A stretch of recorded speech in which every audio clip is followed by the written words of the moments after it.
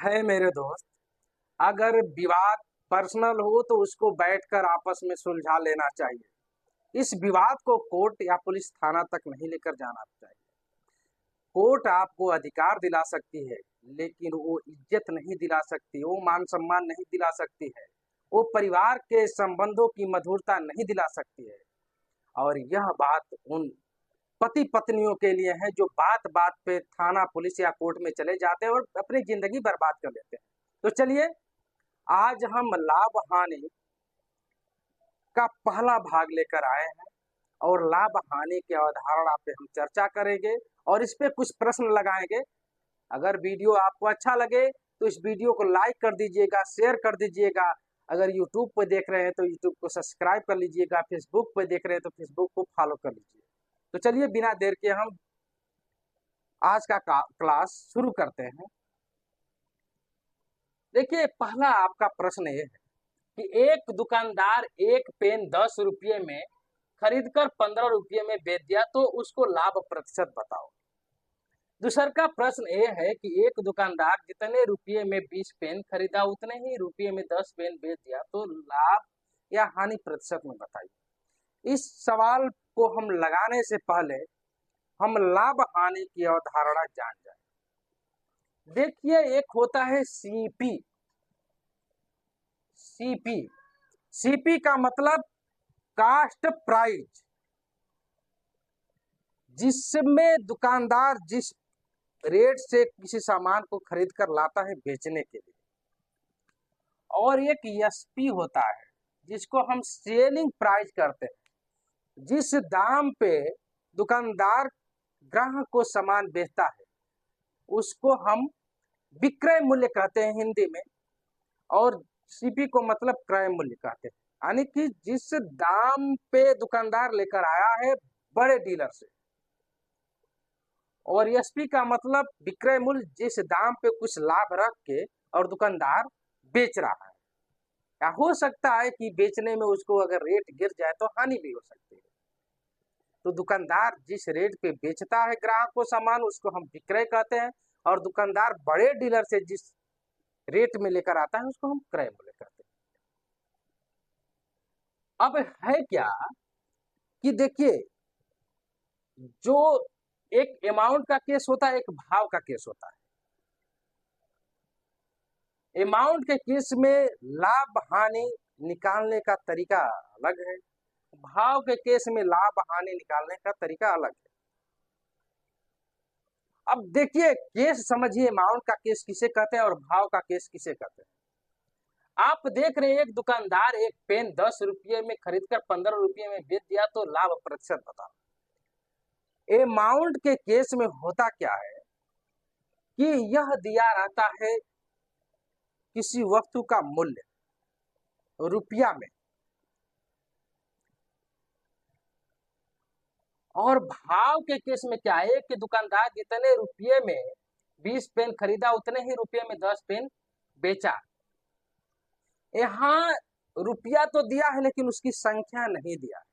इसमें किसकी संख्या दिया है? वह सामान की, उस वस्तु की संख्या दिया है। तो भाव वाले केस में रुपये का अंक की मान नहीं दिया रहता है, शब्द तो लिखा रहता है कि रुपया, लेकिन कितना रुपया में खरीदा कितना में बेचा वह मान नहीं दिया रहता है। उसमें वस्तु का संख्या दिया रहता है। लेकिन अमाउंट वाले केस में कितने रुपये में खरीदा वह दिया रहता है। इसमें वस्तु की संख्या भी दे सकता है, लेकिन इसमें रुपये की जो अंक की मान है वह नहीं देता है। तो दोनों केस में जो लाभ और हानि निकालने का तरीका अलग अलग होता है। चलिए हम जानते हैं। देखिए, आपको लाभ निकालना है तो इसको क्या कहते हैं? इसको विक्रय मूल्य, विक्रय मूल्य, और इसको क्रय मूल्य कहते हैं। तो अगर लाभ आपको निकालना है तो यह लाभ बराबर होता है विक्रय मूल्य ऋण क्रय मूल्य। ठीक,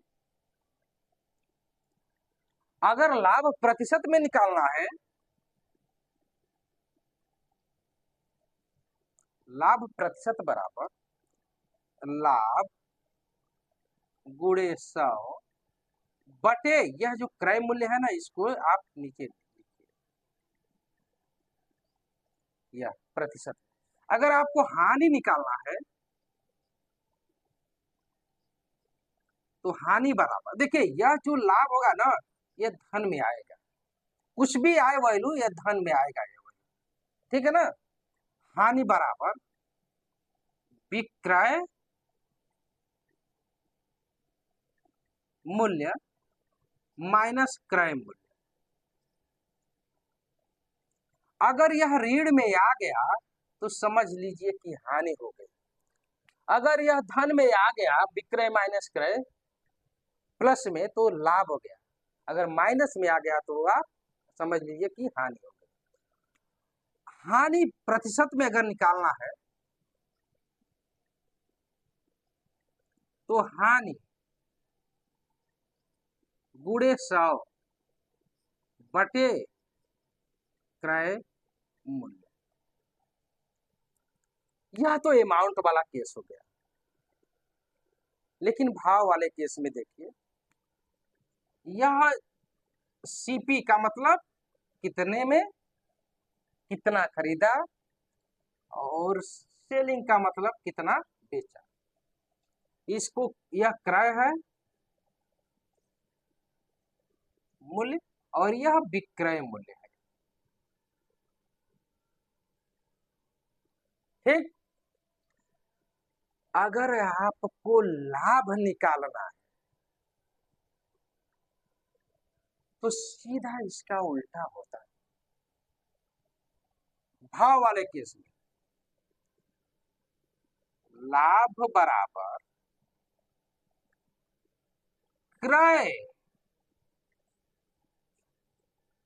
मूल्य माइनस विक्रय मूल्य।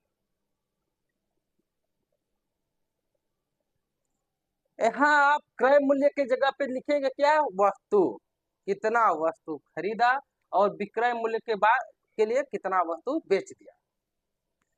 अगर लाभ प्रतिशत में अगर निकालेंगे तो करेंगे क्या। अब देखिए जो लाभ हुआ ना, यह प्लस में आएगा, तो लाभ बराबर लाभ प्रतिशत में लाभ गुणे 100 बटे विक्रय मूल्य। हम मूल्य लिख रहे हैं तो इसका मतलब ये नहीं कि रुपया, वो संख्या वस्तु की, कितना वस्तु बेचा वो लिखना। और हानि आपको निकालना है, हानि, तो यह क्रय मूल्य माइनस विक्रय मूल्य, यह आपको निगेटिव आएगा, ऋण आएगा। अगर ऋण आ गया तो समझ लीजिए कि दुकानदार को हानि हो, ठीक है ना। अगर हानि आपको प्रतिशत में निकालना हो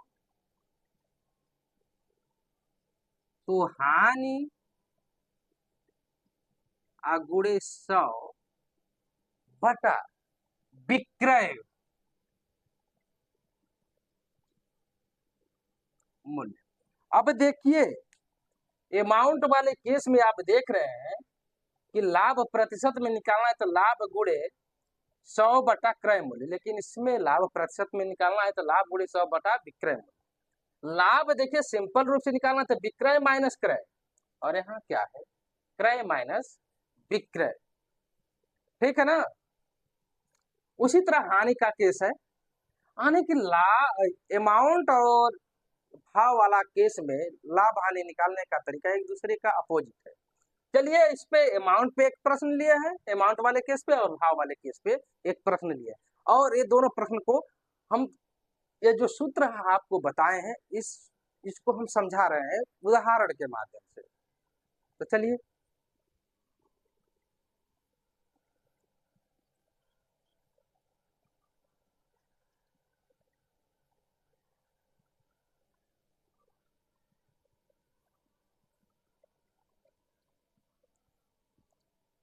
एक दुकानदार एक पेन 10 रुपये में खरीद कर 15 रुपये में बेच दिया तो प्रतिशत लाभ, लाभ निकालना है। लाभ बराबर क्या है, विक्रय माइनस क्रय। अमाउंट वाले केस में कितना बेचा, 15 रुपये में। खरीदा कितने में था, 10 रुपये में। कितना रुपये का लाभ हुआ, 5 रुपये का। लेकिन हमको प्रतिशत में निकालना है, तो लाभ प्रतिशत बराबर लाभ कितना है, 5 गुणे 100 और बटे क्रय मूल्य कितना है, 10। यही ना क्रय मूल्य है, 10। ये इससे कट जाएगा 50% का इसको लाभ हुआ। और भाव वाले केस में आइए देखते हैं, कितना खरीदा, 20 पेन। सीपी कितना हो गया, 20। कितना बेचा, 10। यानी जितने में या 20 पेन खरीदा उतने में ही 10 पेन ये बेच दिया, तो लाभ कितने पेन का हुआ। अरे इसके पास 10 पेन तो बच गई, इसका पैसा भी निकल गया। इसके पास 10 पेन बच गई और इसका पैसा भी निकल गया, तो 10 पेन का लाभ हो गया। और लाभ हमको प्रतिशत में निकालना है, तो लाभ गुणे 100 और बटा विक्रय सेलिंग प्राइस 10। इसको इससे काट दीजिए, यानी 100% का लाभ हुआ, 100% का।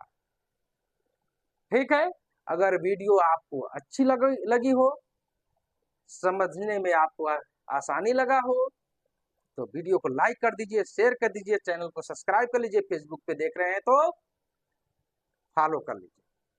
चलिए अब कल लेकर आते हैं इस पे और अधिक सवाल प्रैक्टिस करने के लिए।